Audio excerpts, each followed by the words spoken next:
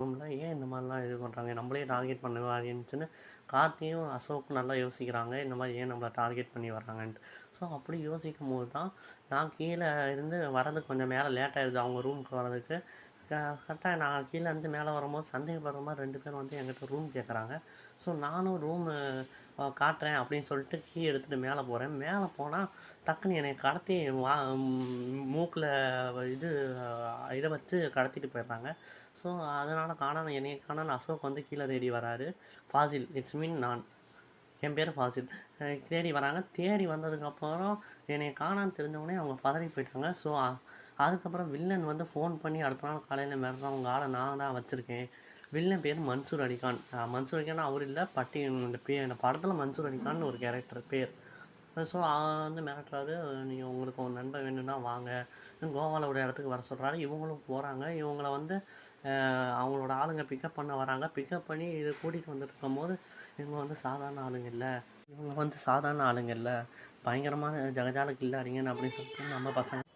அதனால் அங்கே சின்ன ஒரு கார் ஆக்சிடெண்ட் நடக்குது. ஸோ அந்த கார் சேசிங் நடக்குது. சேசிங் பண்ணிகிட்டு இருக்கும்போது கார்த்தி வந்து டக்குன்னு ரூபஸ் வந்துன்னு ஒரு கேரக்டர், அவர் வந்து ராயல் என்ஃபீல்டு கடை வச்சுருக்காரு, அவரும் வராரு.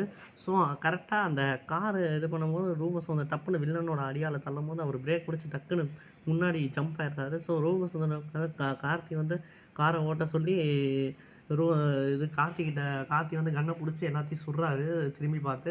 ஸோ கார் வேகமாக உதவு சேசிங் ஆகி ஒரு கார் ஆக்சிடெண்ட் ஆகிடுது.